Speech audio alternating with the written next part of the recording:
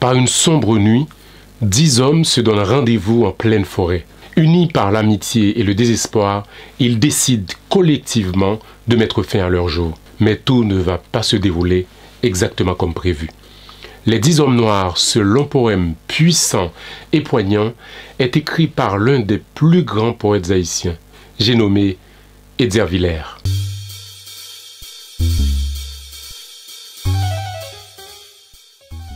Edzer Villers publie Les 10 hommes noirs en 1901.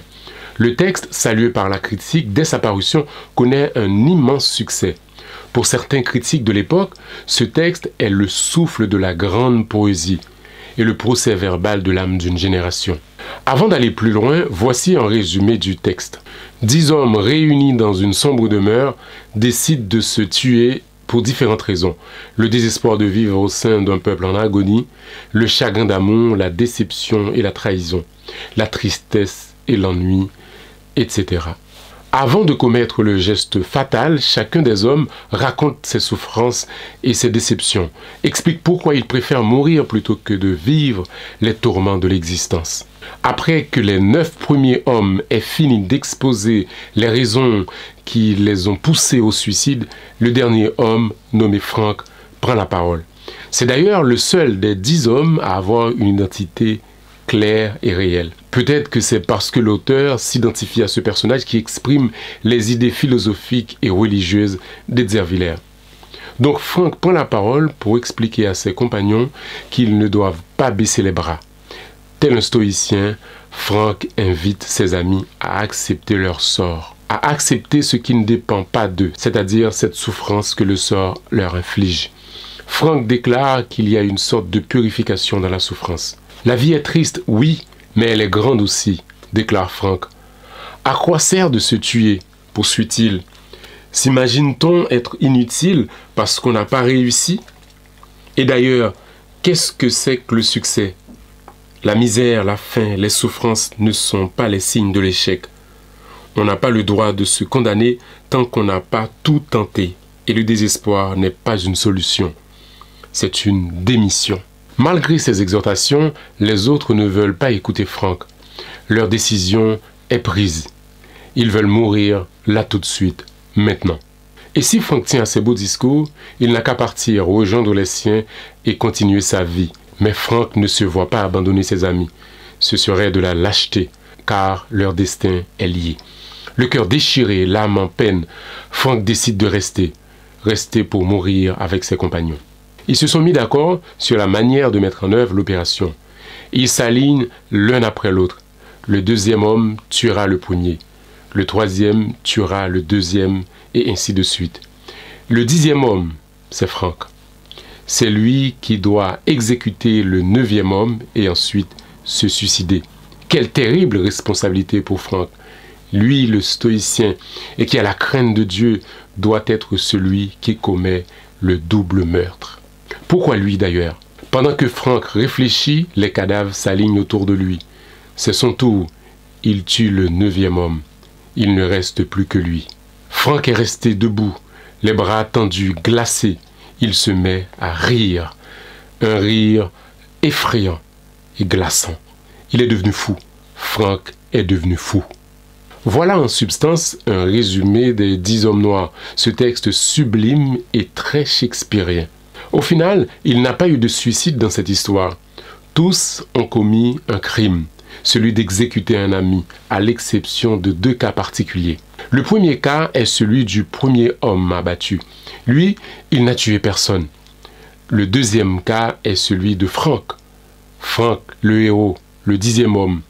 Il est le seul survivant et il doit porter seul ce lourd fardeau de vivre avec le souvenir de ce terrible drame. Et c'est pour ça d'ailleurs qu'il est devenu fou. Edzer Villers est un génie et je ne vous apprends absolument rien en vous disant cela. Avec cette œuvre, il a montré que ce qui le préoccupait est par-delà les questions d'identité ou d'autres thèmes haïtiens très chers aux poètes haïtiens. Ce qui l'intéressait et l'obsédait, c'est ce qui a toujours obsédé les plus grands écrivains de tout temps et en tout lieu, à savoir le drame de la vie, le mystère de la mort et toutes ces questions existentielles qui préoccupent ceux qui ont une conscience élevée. Certains critiques expliquent les 10 hommes noirs par la seule situation personnelle de l'auteur et aussi par la situation économique et sociale de son pays à l'époque. On prétend par exemple que c'est parce que Villers était un frustré de la vie pendant sa jeunesse et qu'il était de santé fragile qu'il a cherché dans l'idéal mystique une vie dans l'au-delà. On explique également que les bouleversements sociopolitiques de son temps sont pour beaucoup dans sa vision pessimiste. Je considère que même s'il faut prendre en compte ces considérations, elles ne peuvent pas être les seuls éléments qui permettent d'expliquer, qui permettent de comprendre l'œuvre d'Edgar Villers. Ceux qui pensent le contraire ont une vision étriquée de la nature humaine. Si on pense qu'Edgar Villers a écrit ce texte uniquement parce qu'il était malade et parce que les choses n'allaient pas bien dans son pays, cela voudrait donc dire que s'il était en bonne santé et que le pays n'avait aucun problème politique, il aurait écrit une œuvre optimiste et que seules les conditions matérielles peuvent expliquer l'humeur et l'attitude d'un individu face à l'existence. C'est une folie et à la fois une absurdité de penser une pareille chose. Sinon, les riches ne s'ennuieraient pas, ne se suicideraient pas. Les douleurs de l'âme et les questions existentielles ne sont pas uniquement l'apanage des pauvres. J'entends là pauvre en esprit et pauvre matériel. La réalité est bien plus complexe. Indépendamment de sa situation sociale et de ses conditions matérielles, l'individu peut ressentir un mal-être. Je dirais même que cela peut se ressentir parfois plus chez le riche que chez le pauvre. Parce que celui qui a déjà tout, qui possède tout et qui n'espère plus rien de la vie peut vite tomber parfois dans un ennui mortel qui le pousse à enlever tout sens à l'existence. On a aussi reproché à Edgar Villers d'être un poète déraciné, qui n'écrit pas pour les Haïtiens. Critique complètement insensée car cela voudrait dire que l'Haïtien n'est sensible qu'aux œuvres qui parlent d'exotisme et de couleurs locales.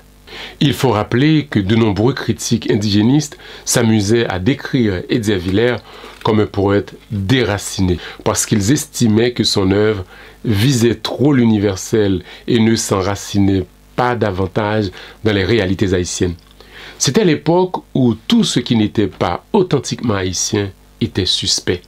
Régnait à cette période un fort sentiment nationaliste en réaction à l'occupation américaine. Villers avait lui-même répondu de manière virulente à ces critiques qui l'accusaient d'être un déraciné. Voilà ce qu'il écrit dans l'avant-propos de son recueil « Poème de la mort ». La plupart de mes compatriotes n'ont guère une plus haute conception poétique et pensent comme l'enfant que j'étais. Aujourd'hui encore, pour exciter leur admiration, pour qu'ils extasient sur les merveilles de ce qu'ils appellent la littérature nationale, il suffit d'un palmier au bout de méchantes rimes. Dans des phrases décousues et où le sens commun, le bon goût et la langue française sont tour à tour et quelquefois tous ensemble outragés, avec une fougue toute tropicale. Et ailleurs, il écrira dans ce même esprit: « Je n'ai pas écrit pour les amateurs d'exotisme, j'ai écrit pour ceux que tourmentent les drames de la vie, les problèmes de la destinée et de l'âme. » Voilà qui est dit. Une littérature est faite aussi d'œuvres qui regardent le ciel, qui parlent à l'âme, qui interrogent l'existence et qui tentent d'apprivoiser la mort. Et c'est ce qu'a fait brillamment Edgar Villers dans Les 10 hommes noirs.